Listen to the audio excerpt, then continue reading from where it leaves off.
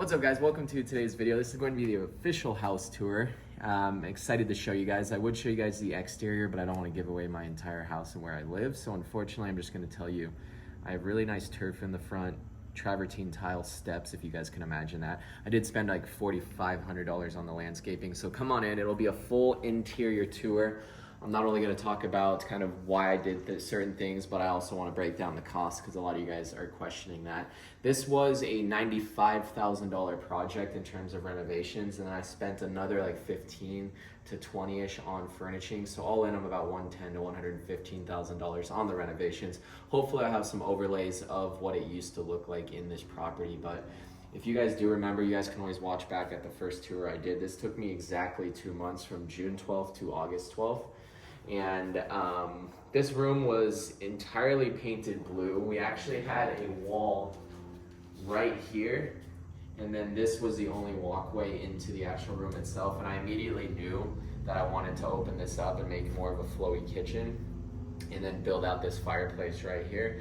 So everything you guys see, like, I don't have one specific thing that is like the focal point that takes someone's focus away right away. If I were to choose one, it would probably be the fireplace, but we went with like a very coastal bohemian theme where everything kind of flows. It's very neutral, easy to look at colors.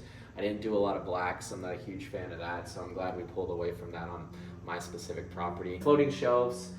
This fireplace build out alone was a few grand because the actual build out, there was nothing here against this wall. I had to build out a frame, drywall at the fireplace, and then obviously the stone that we chose on the outside. It's a very textured finish, and I'm very, very happy we did that. So yeah, let's close this door and finish the tour. We're gonna go into the kitchen now. This was like a complete renovation. Like I said, there was a wall right here, so you guys won't even be able to see me previously, but we had the fridge right here before, and then there's like cabinets and everything, and you had to like walk around into the kitchen. So we did a 10 by 4 foot waterfall island with a textured Taj Mahal natural stone. This was one of the most expensive natural stones that I've ever bought at any property. We trenched for the plumbing as well, which was pretty costly because before there was a peninsula island right here with all the plumbing actually coming through the wall into the peninsula island, and the sink and the dishwasher were right here as well, but it was all connected to the wall. So we had to trench underground to get that, cut the concrete, fill it back up, then we laid the floor. So that was pretty pricey. The same thing for electrical. We trenched it, all the electrical under here.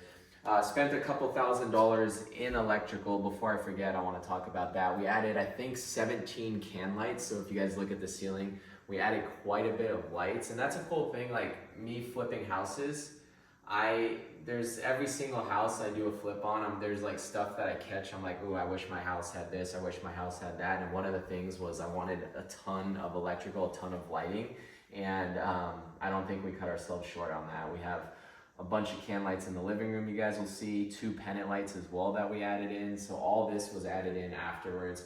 It was a complete renovation. And then you guys can see right here under the cabinet lights as well, which I'm really in love with. We went with white oak on the island with black handles, and then a cool thing is we got the trash can over here as well that actually comes out really nice.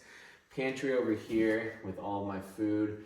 This entire stack up top, there's nothing in any of those. It's probably never going to use those. It's all for show.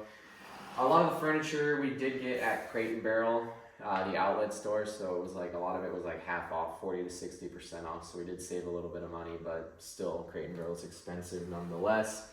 A lot of the other stuff too was a local store called Potato Barn. Like these were, I think, $400 just for the lights alone. These chairs were $300 each. The table was $1,100. And then yeah, the curtains were actually Amazon. And one thing with curtains that I realized, if you guys can, like, extend them all the way to the ceiling like we have right here. So measure your ceiling and try to get curtains or window treatments that it just makes it look so much bigger, the room so much bigger if you can raise it all the way to the ceiling as opposed to just above the window. So that's a little hint if you guys are interested in making the room look a little bit bigger. My office is over here. Not much to it. This is kind of where I work now. I actually really like it. All my lighting and stuff's over here. I still gotta get a few more things for that. And then everything is dimmable, which is cool. So dimmable lights. And then we'll go into the living room. The living room.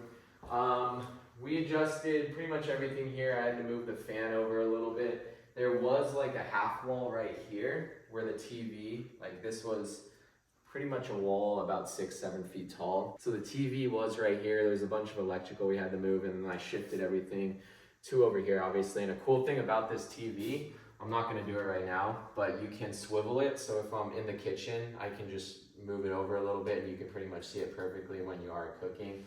85-inch TV, crate and barrel.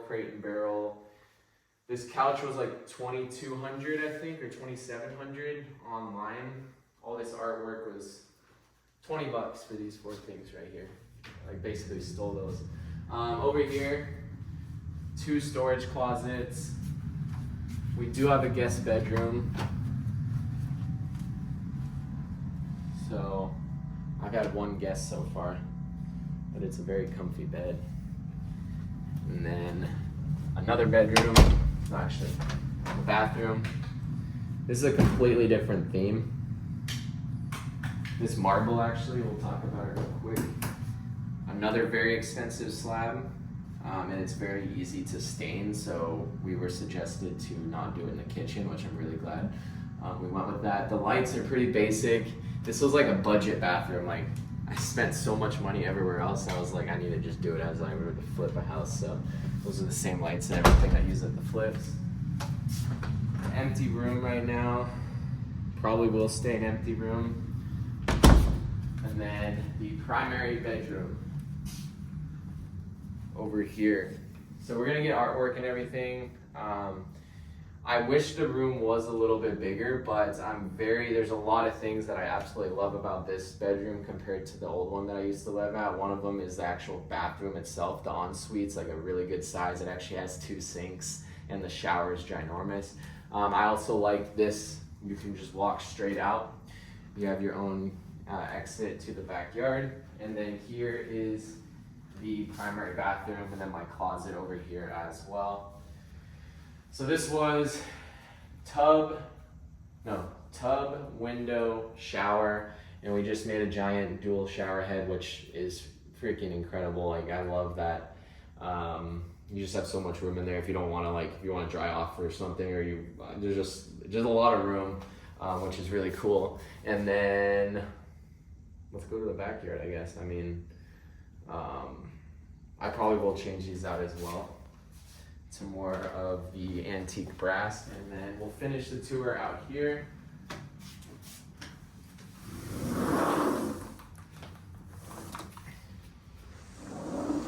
The lighting is going to be awful, so you can just show them and then I'll talk.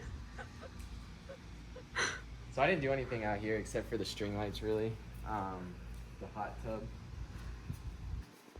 I honestly don't know if I'll ever use. I'm not a big pool guy, but it's cool to have one, and it looks cool.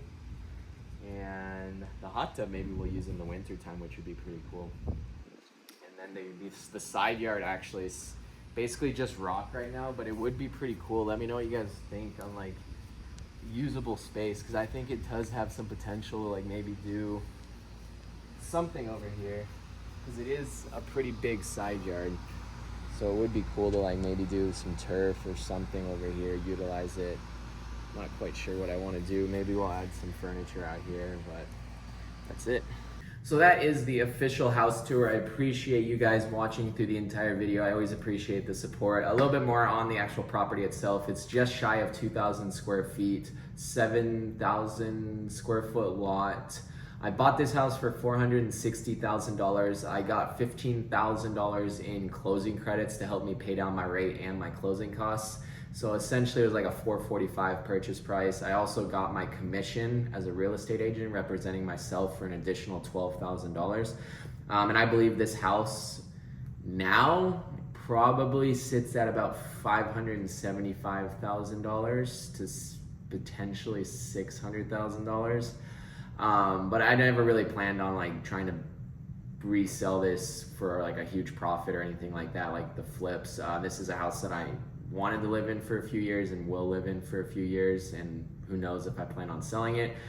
My mortgage payment, $2,812 a month at a 5.99%, conventional 10% down, and my actual loan is like $415,000. And then I have my HOA, water, trash, electric, which is probably about $3,200 a month all in on this property. But thank you guys so much for watching. I do appreciate it. As always, follow me on TikTok, follow me on Instagram, and yeah, everything's in the link down below. I post on Instagram every single day, so you guys can follow me more closely on that app.